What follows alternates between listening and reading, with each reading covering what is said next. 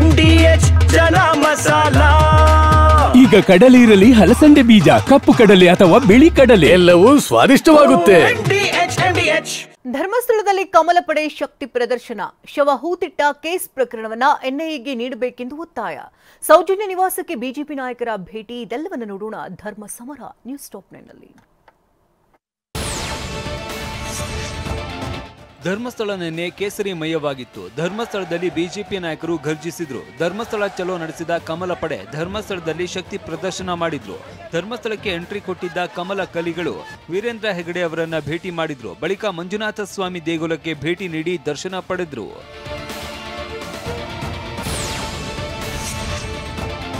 ಧರ್ಮಸ್ಥಳ ಚಲೋ ಕಾರ್ಯಕ್ರಮದಲ್ಲಿ ಹೆಜ್ಜೆ ಹೆಜ್ಜೆಗೂ ಕಾಂಗ್ರೆಸ್ ವಿರುದ್ಧ ಗುಡುಗಿದ ಬಿಜೆಪಿ ನಾಯಕರು ಧರ್ಮಸ್ಥಳದ ಮಹಾದ್ವಾರದಿಂದ ಎಸ್ಡಿಎಂ ಕಾಲೇಜು ಮೈದಾನದವರೆಗೆ ಅರ್ಧ ಕಿಲೋಮೀಟರ್ ಪಾದಯಾತ್ರೆ ಮಾಡಿದ್ರು. ಬಿವೈ ವಿಜೇಂದ್ರ ನೇತೃತ್ವದಲ್ಲಿ ಪಾದಯಾತ್ರೆ ಮಾಡಿ ನಂತರ ವೇದಿಕೆಗೆ ಎಂಟ್ರಿ ಕೊಟ್ಟರು.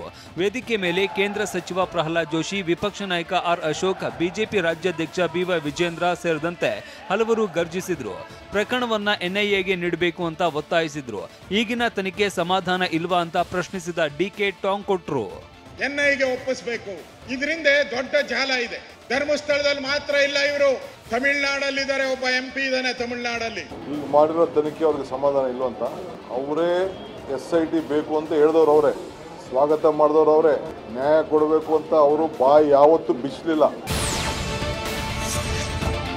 ಧರ್ಮಸ್ಥಳ ಚಲೋ ಸಮಾವೇಶದಲ್ಲಿ ಕರಾವಳಿ ಭಾಗದ ನಾಯಕರ ಭಾಷಣಕ್ಕೆ ಅವಕಾಶವೇ ಸಿಗಲಿಲ್ಲ. ಸಂಸದ ವಿಶ್ವೇಶ್ವರ ಹೆಗಡೆ ಕಾಗೇರಿ ಸಮಾವೇಶದಿಂದ ಹೊರಗಡೆ ಹೋದ್ರೆ ಸಮಾವೇಶದ ಉದ್ದಕ್ಕೂ ಇದ್ದ ಸುನೀಲ್ ಕುಮಾರ್ಗೆ ಮಾತನಾಡೋದಕ್ಕೆ ಅವಕಾಶವೇ ಸಿಗಲಿಲ್ಲ. DV ಸದಾನಂದಗೌಡ, ನಳಿನ್ ಕುಮಾರ್ ಕಟೀಲ್ ಕೂಡ ಸಮಾವೇಶದಲ್ಲಿ ಕೈ ಬೀಸಿ ಹೋಗಿದ್ದಾರೆ.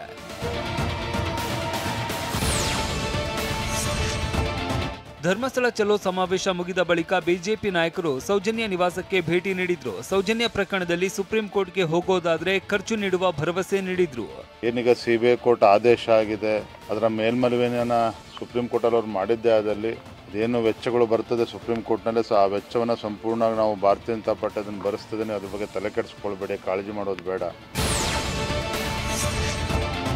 ಪ್ರಿಯಾಂಕ್ ಖರ್ಗೆ ಹಳೆ ವಿಡಿಯೋವನ್ನ ಪೋಸ್ಟ್ ಮಾಡಿ ಟಾಂಗ್ ಕೊಟ್ಟಿದ್ದಾರೆ. ಸೌಜನ್ಯ ಹತ್ಯೆ ಮಾಡಿದವರು ಯಾರು ಎಂಬ ಮಾಹಿತಿ ಶಾಸಕ ಸುನೀಲ್ ಕುಮಾರ್ಗೆ ಇದೆ ಅಂತ 2023ರಲ್ಲಿ ನಳಿನ್ ಕುಮಾರ್ ಕಟೀಲ್ ನೀಡಿದ್ದ ಹೇಳಿಕೆಯನ್ನ ಪ್ರಿಯಾಂಕ್ ಖರ್ಗೆ ಪೋಸ್ಟ್ ಮಾಡಿದ್ದಾರೆ.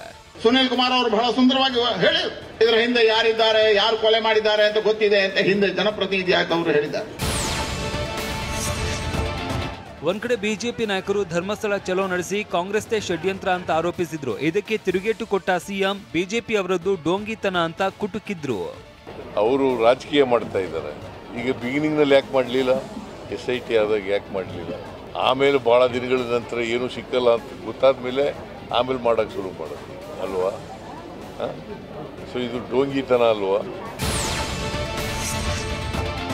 ಧರ್ಮಸ್ಥಳ ಚಲೋ ನಡೀತಾ ಇದ್ರೆ ಇತ್ತ ಬೆಂಗಳೂರಿನಲ್ಲಿ ಕಾಂಗ್ರೆಸ್ ಮುಖಂಡರು ಕೌಂಟರ್ ಪ್ರತಿಭಟನೆ ನಡೆಸಿದ್ದಾರೆ. ರೇಸ್ ಕೋರ್ಸ್ ರಸ್ತೆಯ ಕಾಂಗ್ರೆಸ್ ಭವನದ ಎದುರು ಬಿಜೆಪಿ ಮುಖವಾಡ ಧರಿಸಿ ಹೋರಾಟ ಮಾಡಿದ್ದಾರೆ.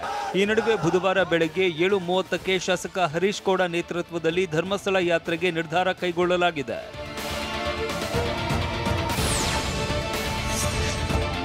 ಬುರುಡೆ ಬಗ್ಗೆ ನನಗೆ ಗೊತ್ತೇ ಇಲ್ಲ. ಚಿನ್ನಯ್ಯನನ್ನ ನಾನು ಮನೆಯಲ್ಲಿ ಇಟ್ಟು ಊಟ ಹಾಕಿದ್ದೇನೆ ಅಷ್ಟೇ ಅಂತ ಸಾಮಾಜಿಕ ಹೋರಾಟಗಾರ ಜಯಂತ್ ಹೇಳಿಕೊಂಡು ಬರ್ತಾ ಇದ್ರು.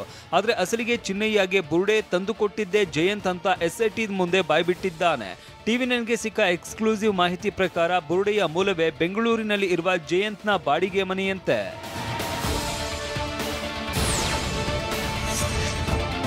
ಜಯಂತ್ ಮನೆಯಲ್ಲೇ ಚಿನ್ನಯ್ಯನ ಹೇಳಿಕೆಯನ್ನ ಮೊದಲ ವಿಡಿಯೋ ಮಾಡಲಾಗಿತ್ತಂತೆ. ಇದಾದ ನಂತರ ವಿಡಿಯೋ ಹೇಳಿಕೆ ಪಡೆದು ನಂತರ ಅದನ್ನ ಮಟ್ಟಣ್ಣನವರ ಸೂಚನೆಯಂತೆ ಜಯಂತ್ ಡಿಲೀಟ್ ಮಾಡಿದ್ದ ಎನ್ನಲಾಗಿದೆ. ಬುರುಡೆ ಪ್ಲಾನ್ ಬಗ್ಗೆ ಜಯಂತ್ ಮನೆಯಲ್ಲೇ ರಿಹರ್ಸಲ್ ನಡೆದಿತ್ತು ಎನ್ನಲಾಗಿದೆ. ಈ ವಿಡಿಯೋಗಾಗಿ ಪೊಲೀಸರು ವಶಪಡಿಸಿಕೊಂಡಿರುವ ಫೋನ್ಗಳನ್ನ ರಿಟ್ರೀವ್ ಮಾಡ್ತಾ ಇದ್ದಾರೆ. ವಾಹ್, ಯಾಕೆ ಈಗ ಬಂತ ಸ್ವಾದ? ಖಂಡಿತ ಈಗ ಬಂತು ಅಸಲಿ ಸ್ವಾದ. MDH chunky chaat masala life ಅಲ್ಲಿ ಅಸಲಿ ಸ್ವಾದ ತರುತ್ತೆ. ಅಸಲಿ ಮಸಾಲ, yes, MDH.